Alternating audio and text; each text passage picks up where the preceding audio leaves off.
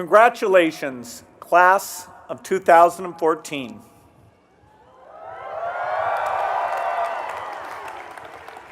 Melinda and I are excited to be here. It would be a thrill for anyone to be invited to speak at a Stanford Commencement, but it's especially gratifying for us. Stanford is rapidly becoming the favorite university for members of our family, and it's long been a favorite university for Microsoft and our foundation. Our formula has been to get the smartest, most creative people working on the most important problems. It turns out that a disproportionate number of those people are at Stanford.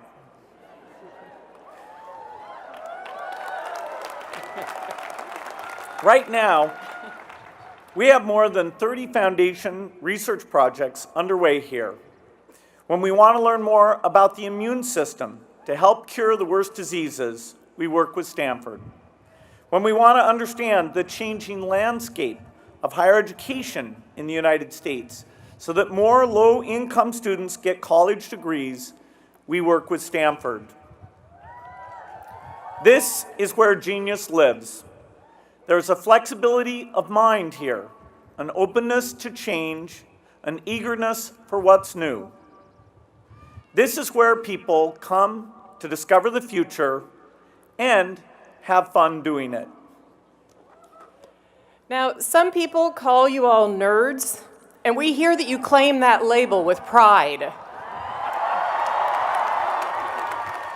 Well, so do we.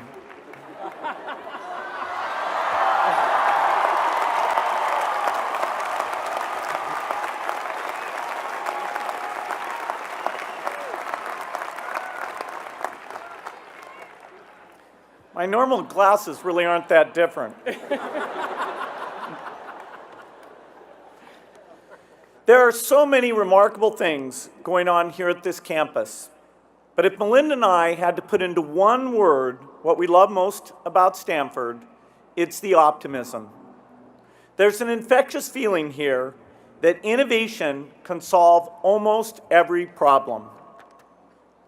That's the belief that drove me in 1975 to leave a college in the suburbs of Boston and go on an endless leave of absence. I believed that the magic of computers and software would empower people everywhere and make the world much, much better.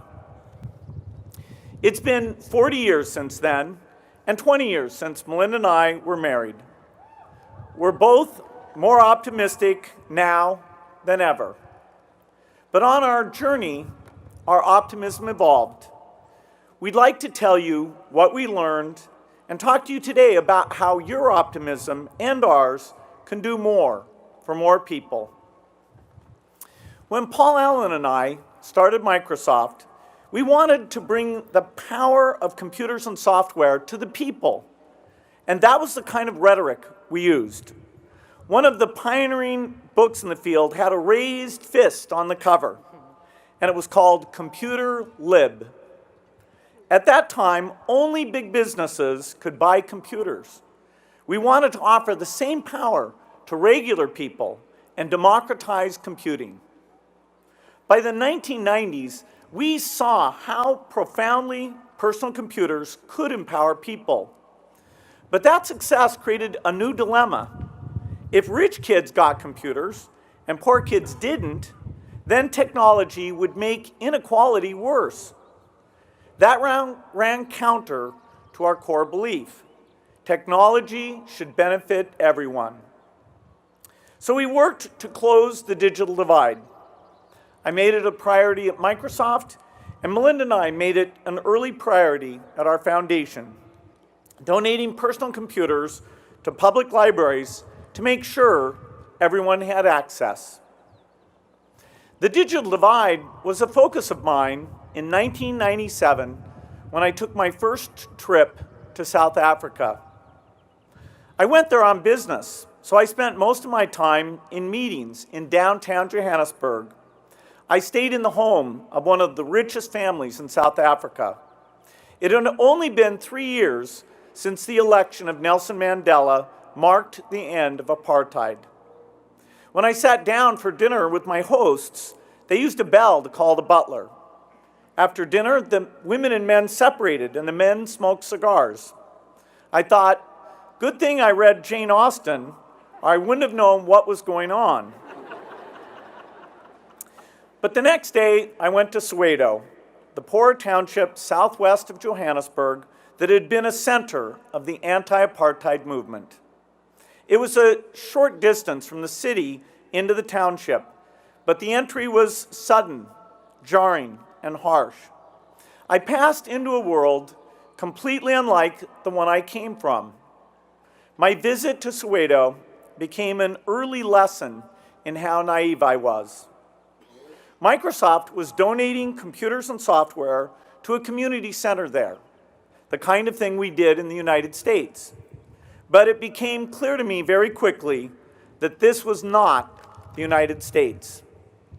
I had seen statistics on poverty, but I'd never really seen poverty. The people there lived in corrugated tin shacks with no electricity, no water, no toilets. Most people didn't wear shoes. They walked barefoot along the streets. Except there were no streets, just ruts in the mud. The community center had no consistent source of power, so they rigged up an extension cord that ran 200 feet from the center to a diesel generator outside.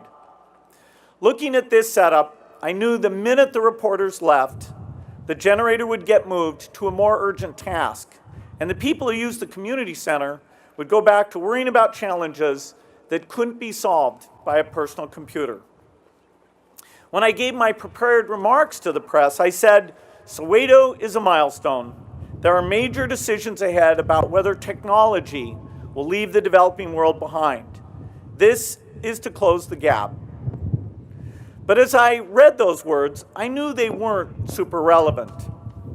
What I didn't say was, by the way, we're not focused on the fact that 500,000 people on this continent are dying every year from malaria. But we're sure as hell going to bring you computers. Before I went to Soweto, I thought I understood the world's problems, but I was blind to many of the most important ones. I was so taken aback by what I saw that I had to ask myself, did I still believe that innovation could solve the world's toughest problems? I promised myself that before I came back to Africa, I would find out more about what keeps people poor. Over the years, Melinda and I did learn more about the pressing needs of the poor. On a later trip to South Africa, I paid a visit to a hospital for patients with MDR-TB, multi-drug resistant tuberculosis, a disease with a cure rate of under 50%. I remember that hospital as a place of despair. It was a giant open ward with a sea of patients shuffling around in pajamas, wearing masks. There was one floor just for children, including some babies lying in bed. They had a little school for kids who were well enough to learn, but many of the children couldn't make it, and the hospital didn't seem to know whether it was worth it to keep the school open. I talked to a patient there in her early 30s. She had been a worker at a TB hospital when she came down with a cough. She went to a doctor, and he told her she had drug-resistant TB. She was later diagnosed with AIDS. She wasn't going to live much longer, but there were plenty of MDR patients waiting to take her bed when she vacated it. This was hell with the waiting list. But seeing this hell didn't reduce my optimism. It channeled it. I got into the car as I left and told the doctor we were working with, I know MDR-TB is hard to cure, but we must do something for these people. And in fact, this year, we're entering phase 3 with the new TB drug regime. For patients who respond, instead of a 50% cure rate after 18 months for $2,000, we get an 80% cure rate after 6 months for under $100.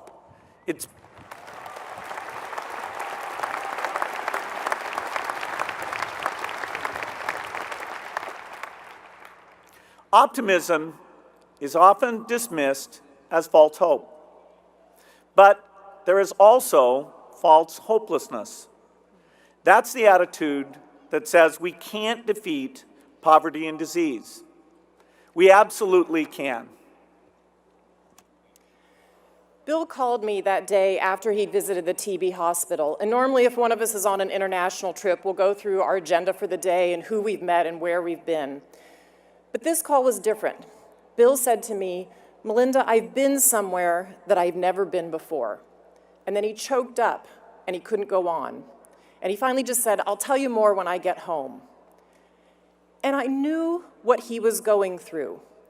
Because when you see people with so little hope, it breaks your heart. But if you want to do the most, you have to go see the worst. And I've had days like that too. About 10 years ago, I traveled with a group of friends to India. And on the last day I was there, I had a meeting with a group of prostitutes. And I expected to talk to them about the risk of AIDS that they were facing. But what they wanted to talk to me about was stigma. Many of these women had been abandoned by their husbands. That's why they even went into prostitution. They wanted to be able to feed their children. They were so low in the eyes of society that they could be raped and robbed and beaten by anyone, even the police, and nobody cared. Talking to them about their lives was so moving to me. But what I remember most was how much they wanted to be touched. They wanted to touch me and to be touched by them. It was as if physical contact somehow proved their worth. And so before I left, we linked arms, hand in hand, and did a photo together.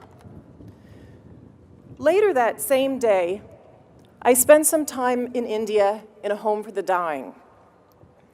I walked into a large hall and I saw rows and rows of cots, and every cot was attended to except for one that was far off in the corner, and so I decided to go over there. The patient who was in this room was a woman in her 30s, and I remember her eyes. She had these huge, brown, sorrowful eyes. She was emaciated and on the verge of death. Her intestines weren't holding anything, so the workers had put a pan under her bed and cut a hole in the bottom of the bed, and everything in her was just pouring out into that pan.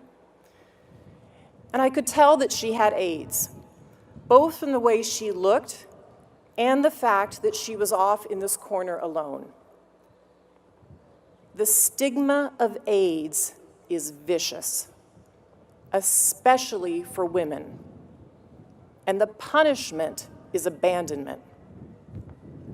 When I arrived at her cot, I suddenly felt completely and totally helpless. I had absolutely nothing I could offer this woman. I knew I couldn't save her, but I didn't want her to be alone, so I knelt down with her and I put my hand out, and she reached for my hand and grabbed it, and she wouldn't let go. And I didn't speak her language, and I couldn't think of what I should say to her, and finally I just said to her, "It's gonna be okay. It's gonna be okay. It's not your fault." And after I'd been with her for some time, she started pointing to the rooftop. She clearly wanted to go up, and I realized that the sun was going down, and what she wanted to do was go up on the rooftop and see the sunset. So the workers in this home for the dying were very busy, and I said to them, "Can we take her up on the rooftop?" And they said, no, we have to pass out medicines. So I waited for that to happen. I asked another worker, and they said, no, we're too busy, we can't get her up there. And so finally, I just scooped this woman up in my arms. She was nothing more than skin over bones. And I took her up on the rooftop, and I found one of those plastic chairs that blows over in a light breeze. I put her there, sat her down, put a blanket over her legs, and she sat there facing to the west, watching the sunset. The workers knew, I made sure they knew that she was up there so they would bring her down later that evening after the sun went down. And then I had to leave. But she never left me. I felt completely and totally inadequate in the face of this woman's death. But sometimes it's the people that you can't help that inspire you the most. I knew that those sex workers I had met in the morning could be the woman that I carried upstairs later that evening, unless we found a way to defy the stigma that hung over their lives.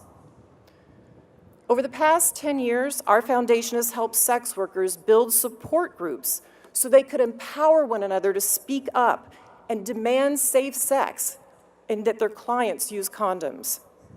Their brave efforts have helped keep HIV prevalence low among sex workers. And a lot of studies show that's the big reason why the AIDS epidemic has not exploded in India. When these sex workers gather together to help stop AIDS transmission, something unexpected and wonderful happened. The community they formed became a platform for everything. Police and others who raped and robbed them couldn't get away with it anymore. The women set up systems to encourage savings for one another, and with those savings, they were able to leave sex work. This was all done by people that society considered the lowest of the low. Optimism, for me, is not a passive expectation that things are going to get better.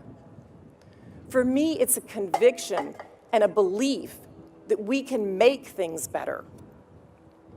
So no matter how much suffering we see, no matter how bad it is, we can help people if we don't lose hope and if we don't look away.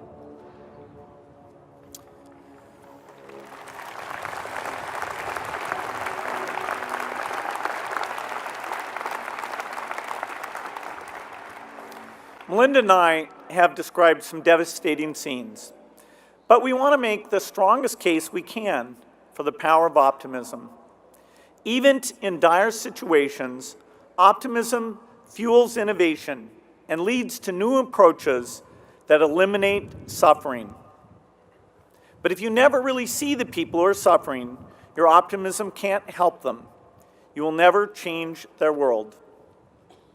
And that brings me to what I see as a paradox.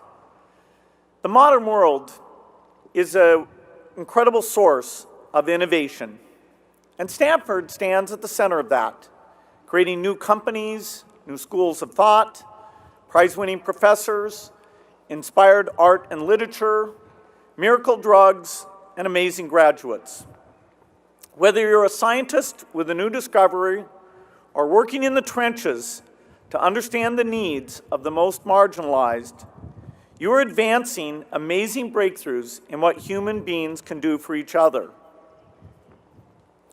At the same time, if you ask people across the United States, is the future going to be better than the past? Most say no. My kids will be worse off than I am. They think innovation won't make the world better for them or their children. So who's right? The people who say innovation will create new possibilities and make the world better? Or the people who see a trend toward inequality and a decline in opportunity and don't think innovation will change that? The pessimists are wrong, in my view, but they're not crazy. If innovation is purely market-driven and we don't focus on the big inequities, then we could have amazing advances and inventions that leave the world even more divided. We won't improve public schools. We won't cure malaria. We won't end poverty. We won't develop the innovations poor farmers need to grow food in a changing climate. If our optimism doesn't address the problems that affect so many of our fellow human beings, then our optimism needs more empathy. If empathy channels our optimism, we will see the poverty and the disease and the poor schools. We will answer with our innovations, and we will surprise the pessimists. Over the next generation, you Stanford graduates will lead a new wave of innovation. Which problems will you decide to solve? If your world is wide, you can create the future we all want. If your world is narrow, you may create the future the pessimists fear. I started learning in Soweto that if we're going to make our optimism matter to everyone and empower people everywhere, we have to see the lives of those most in need. If we have optimism without empathy, then it doesn't matter how much we master the secrets of science. We're not really solving problems, we're just working on puzzles. I think most of you have a broader worldview than I had at your age. You can do better at this than I did. If you put your hearts and minds to it, you can surprise the pessimists. We're eager to see it.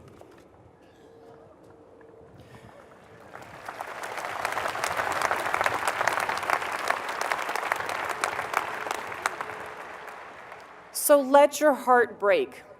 It will change what you do with your optimism. On a trip to South Asia, I met a desperately poor Indian woman. She had 2 children, and she begged me to take them home with me. And when I begged her for her forgiveness, she said, "Well, then please just take one of them." On another trip to South Los Angeles, I met with a group of students from a tough neighborhood, and a young girl said to me, "Do you ever feel like we're the kids whose parents shirk their responsibilities, and we're just the leftovers?" These women broke my heart, and they still do.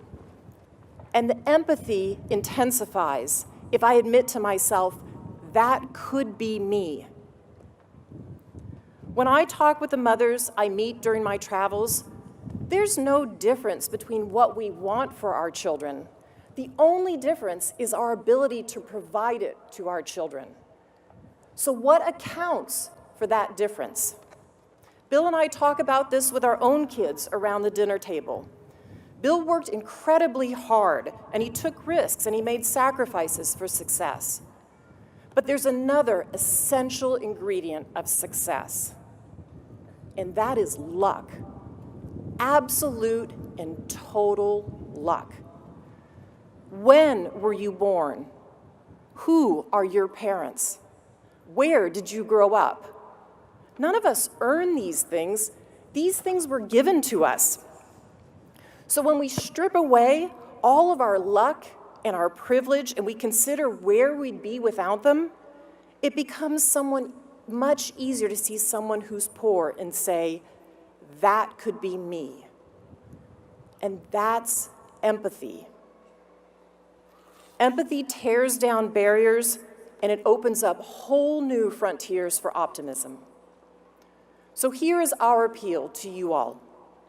As you leave Stanford, take all your genius and your optimism and your empathy and go change the world in ways that will make millions of people optimistic. You don't have to rush. You have careers to launch and debts to pay and spouses to meet and marry. That's plenty enough for right now. But in the course of your lives, perhaps without any plan on your part, you'll see suffering that's going to break your heart. And when it happens, don't turn away from it. That's the moment that change is born. Congratulations and good luck to the class of 2014.